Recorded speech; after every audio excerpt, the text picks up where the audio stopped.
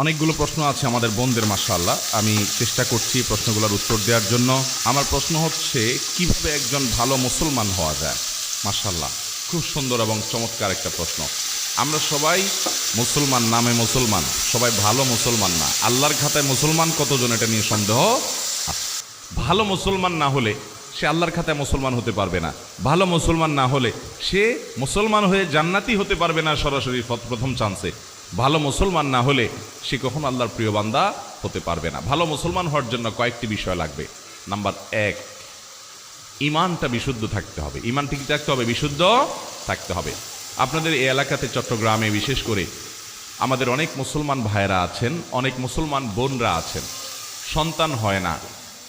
আল্লাহর কাছে দোয়া করে ঠিক আছে, কিন্তু আবার মাজারেও যায়। যে মাজারে কিছু মান্নত করে, কিছু টাকা পয়সা দেয়, মাজারে গিয়ে অনেকে সিজদা দেয়, অনেকে মাজারে যিনি শুয়ে আছেন তার কাছে বলে, বাবা আমাকে একটা ছেলে দিও, আমার একটা ছেলে সন্তান দরকার। আছে না? না, এগুলা সাথে সাথে ঈমান নষ্ট হয়ে যাবে, সাথে সাথে ঈমান নষ্ট হয়ে যাবে। ভালো মুসলমান তো পরের কথা, আপনার যদি ঈমান নষ্ট হয়, আপনার যদি আকীদা খারাপ হয়, আপনার যদি বিশ্বাসটা নষ্ট হয়, তাহলে আপনার ওই যে একেবারে মূলটাই শেষ। আপনারা নেকামলে করে কোনো লাভ হবে না। এই জন্য ভালো মুসলমান হওয়ার জন্য প্রথম চ্যালেঞ্জ হলো ঈমানটাকে ঠিক রাখা, বিশ্বাসটা ঠিক রাখা। আল্লাহর একত্ববাদ স্বীকার করার মানে হলো আল্লাহর সাথে কারো শরীক সাব্যস্ত না করা। এখন আপনার দোয়া করতে হবে। কার কাছে দোয়া করবেন? আল্লাহর কাছে। আমাদের প্রিয় নবী সাল্লাল্লাহু আলাইহি ওয়াসাল্লাম তার প্রিয় সাহাবী আব্দুল্লাহ ইবনে আব্বাস রাদিয়াল্লাহু তাআলা আনহু 9 বছর বয়স তখন তাকে আদর করে, স্নেহ করে হাত দিয়ে বললেন, কাঁধে হাত রেখে বললেন, ইযা সাআলতা ফাসআলিল্লাহ ওয়া ইযা ইসতাআনতা ফাসতাইন বিল্লাহ। তোমার যদি কিছু চাওয়া লাগে আল্লাহর কাছে চাইবা, সাহায্য চাওয়া লাগে আল্লাহর কাছে সাহায্য চাইবা। সাহায্য চাওয়া এগুলো আল্লাহ ছাড়া অন্য কারোর কাছে অলৌকিক সাহায্য চাওয়া যাবে? তাহলে কোনো মাজারের কাছে আমরা সন্তান চাইবো না, আল্লাহর কাছে চাইবো? আল্লাহর কাছে চাইবো।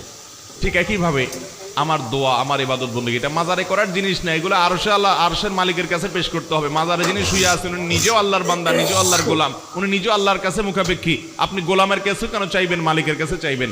আল্লাহ বলেছেন, উদউনি আস্তাজিব লাকুম, তোমরা আমার কাছে দোয়া করো, আমি তোমাদের দোয়া কবুল করব।